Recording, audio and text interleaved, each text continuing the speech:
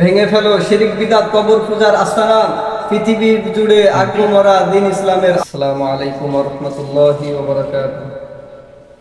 আলহামদুলিল্লাহ আলহামদুলিল্লাহি নাহমাদুহু ওয়া নুসাল্লি আলা রাসূলিল কারীম, আম্মা বা'দ।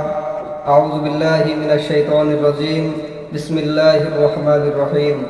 আম লাহুম শুরাকাউ শারাউ লাহুম মিনাদ দীনি মা লাম ইয়া'যান বিহিল্লাহ।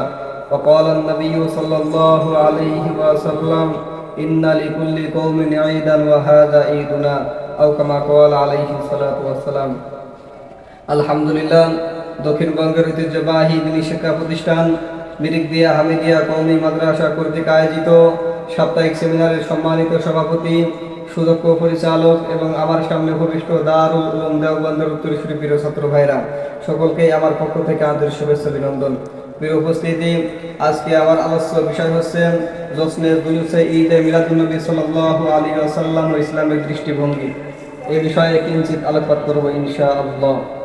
প্রিয় উপস্থিতি, 12 রবিউল আউয়াল আসলে যে চারিদিকে লাইটিং, প্যান্ডেলিং, আনন্দ মিছিল সারা দেশে মুখরিত হয়ে ওঠে, অত্যন্ত আনন্দের সাথে দিনকে উদযাপন করা হয়।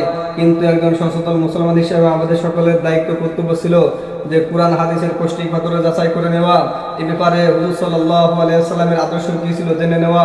তাই আসুন এ ব্যাপারে নবী করিম সাল্লাল্লাহু আলাইহি ওয়াসাল্লামের এবং কোরআন হাদিসের সম্পর্কের গ্রহণযোগ্যতা নিয়ে আলোচনা করি। সম্মানিত উপস্থিতি, কোরআন হাদিসের জশ্নে জুলুস নামে কোন ঈদের কথা বলা হয়নি। তেমনিভাবে আমাদের সাহাবা ইকরাম রাদিয়াল্লাহু তাআলা আনহুরা মাত্র দুইটা ঈদের কথা বলেছেন। একটা হচ্ছে ঈদুল ফিতর, দ্বিতীয় নম্বরটা হচ্ছে ঈদুল আযহা। এরকমভাবে আমাদের চার মাযহাবের কোনো ইমামই ঈদকে পালন করেননি। আমাদের পূর্বসূরীদের উলামা ইকরামও এই এমন ঈদের কথা বলেননি। সুতরাং তারা মানে নাই, আমরাও মানব না, বলেন ঠিক কিনা?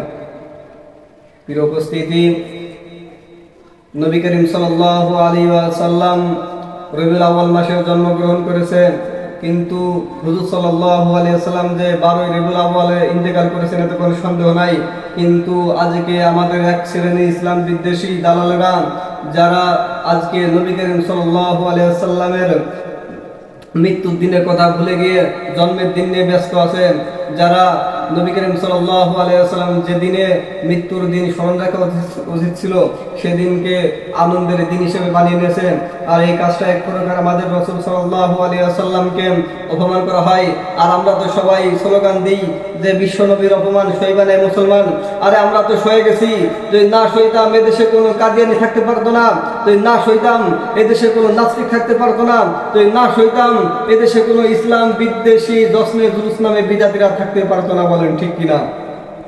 প্রিয় উপস্থিতি, আমি সংগ্রামী সাথী বন্ধুগণ, আমি মিরিকদিয়া হামিদিয়া কওমি মাদ্রাসা থেকে বলতে চাই, প্রয়োজনে বুকের তাজা রক্ত বাংলার জমিনে ঢেলে দেব, আরেকটি বালাকোট কারবালা ৭১ বাংলার জমিনে পয়দা করব।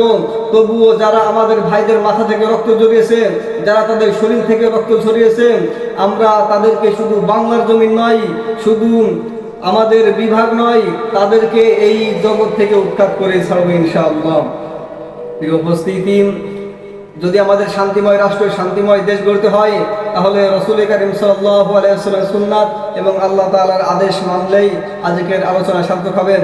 পরিশেষে আমি কবির কণ্ঠে কণ্ঠ মিলিয়ে বলতে চাই, ভেঙে ফেলো শিরিক বিদআত কবর পূজার আস্তানা, পৃথিবী জুড়ে আগ্রহ মরা দিন ইসলামের আলপনা। নাসরুম মিনাল্লাহি ওয়া ফাতহুন করিব ওয়া বাশশিরিল মুমিনিন। আসসালামু আলাইকুম ওয়া রাহমাতুল্লাহি ওয়া বারাকাতুহু।